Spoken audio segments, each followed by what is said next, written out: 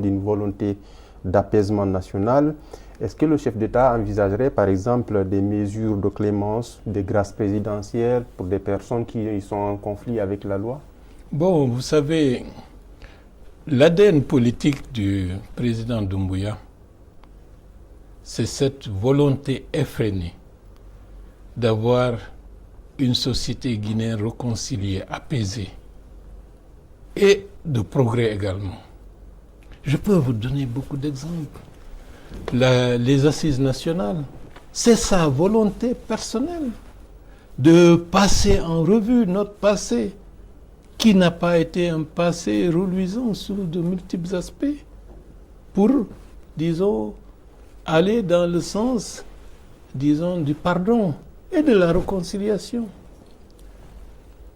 Des procès emblématiques que d'autres n'ont pas pu engager.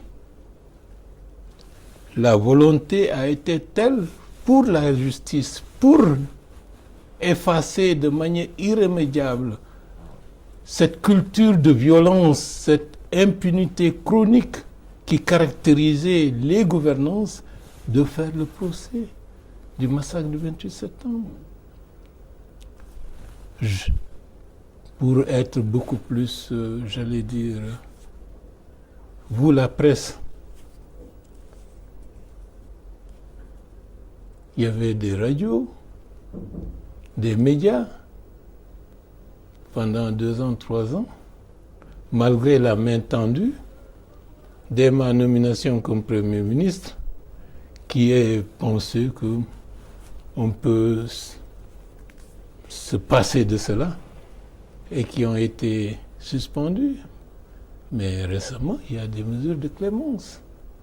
Il y a des mesures allant dans le sens, disons, de faciliter le redémarrage de certains de ces médias.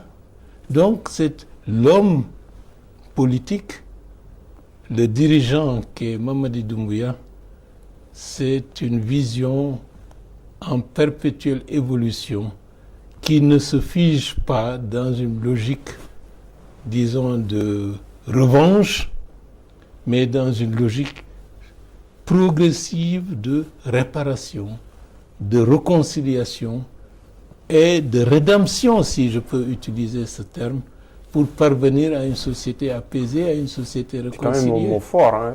Est-ce que, par exemple, dans cette perspective, il y a quand même des personnalités politiques avec lesquelles qui sont en difficulté avec le régime? Je parle des anciens premiers ministres, Selloud, Sidia. Est-ce que peut-être un dialogue pourrait s'établir pour faciliter, même le président Alpha Condé, le retour en Guinée? Vous savez, pour faire la paix, il faut, comme pour faire la guerre, il faut être dans 2 camps.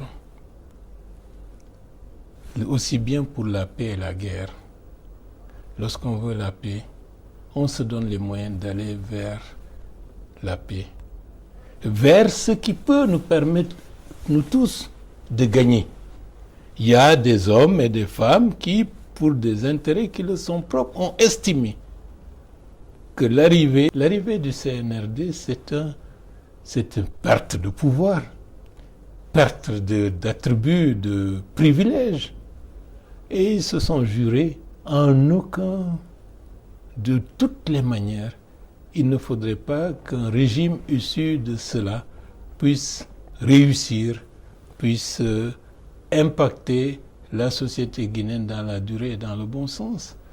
Et cela amène fatalement des chocs qui, peut-être, plus ou moins, n'ont pas été, disons, en conformité avec la volonté initiale du président de la République d'aller dans le sens de la réconciliation, malgré les gages de bonne volonté qu'il a toujours exprimés. Maintenant, si de par une prise de conscience des principes de réalité, il y a une acceptation que la Guinée doit être le centre et la préoccupation majeure de nous tous, et mettre en avant les intérêts des intérêts de la Guinée, je ne vois pas qui s'opposerait à ce que progressivement, qu'il y ait une détente, qu'il y ait progressivement une recomposition du paysage de telle manière que les Guinéens, dans leur globalité, avec leurs tendances, avec leur façon de faire, regardent dans la même direction, c'est-à-dire un pays souverain, un pays développé, un pays stabilisé, à se hisser encore plus haut dans le cadre de cette compétition effrénée dans la répartition, disons, de géostratégie.